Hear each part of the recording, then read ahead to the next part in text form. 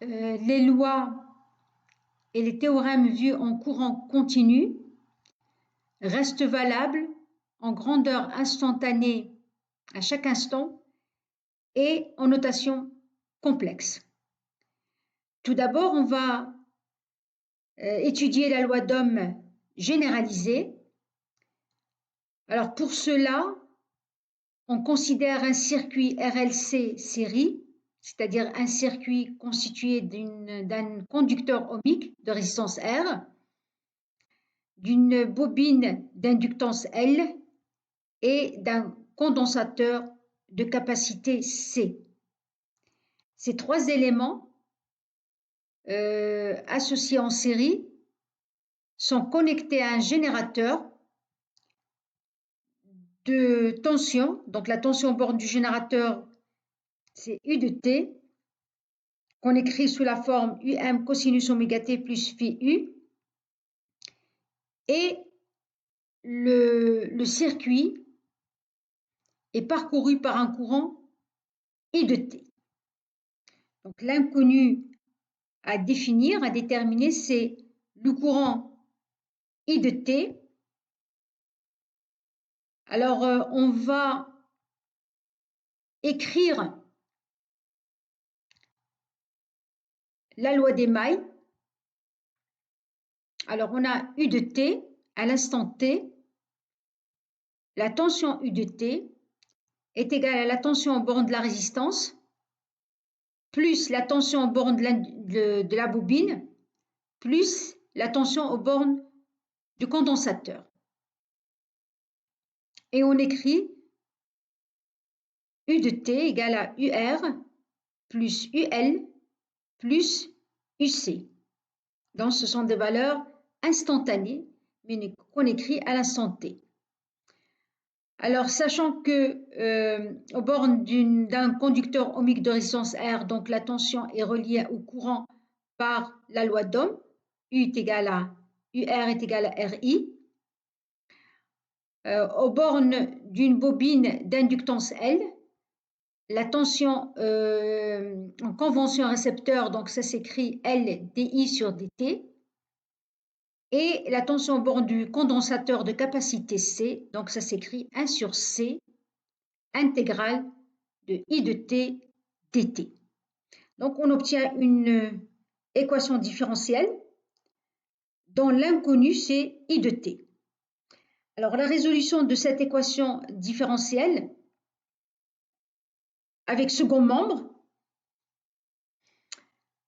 on constate que la solution sans second membre,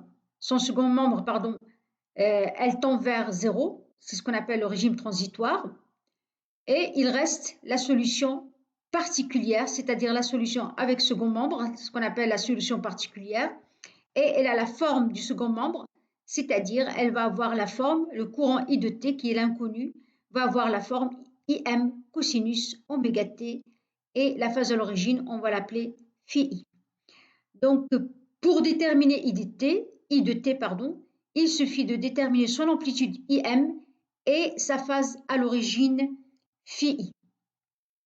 Alors d'où l'intérêt d'utiliser la méthode ou la notation complexe. Alors maintenant on va étudier, donc on va essayer d'écrire plutôt la loi d'Ohm en notation complexe et on va en même temps définir ce qu'on appelle l'impédance complexe.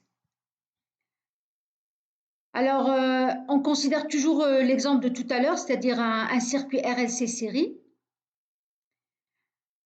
Et on sait maintenant que le courant est de la forme qui circule dans le circuit RLC série, il est de la forme IM cosinus oméga T plus phi I. Alors, il apparaît, comme on l'a dit tout à l'heure, il apparaît comme l'ancienne vidéo, qu'il apparaît, donc cette expression apparaît comme la partie réelle d'un nombre complexe. De même pour la tension U de T, qui est égale à UM cosinus oméga T plus phi U.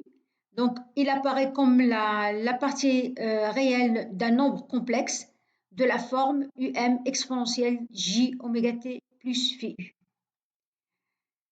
Ce qui fait que l'équation qu'on avait écrite tout à l'heure, donc cette équation-là, il devient en notation complexe. Donc quand on associe à chaque grandeur donc un nombre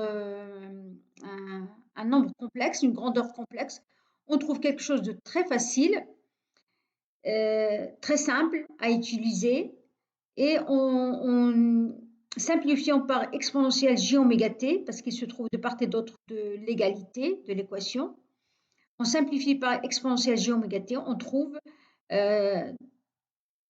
cette relation, c'est-à-dire on trouve que on a um exponentielle j phi u est égal à r plus jl oméga plus 1 sur jc oméga.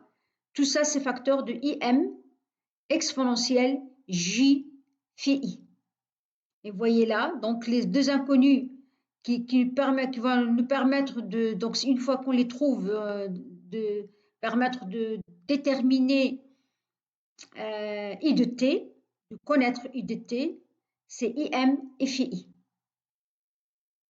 Alors, cette écriture-là, donc on a, comme on l'a dit tout à l'heure, donc um exponentielle j phi u, on la note grande U bar, c'est ce qu'on appelle l'amplitude complexe de petit u bar associé à U de t, et on note I bar, l'amplitude complexe de I bar associé à I de t.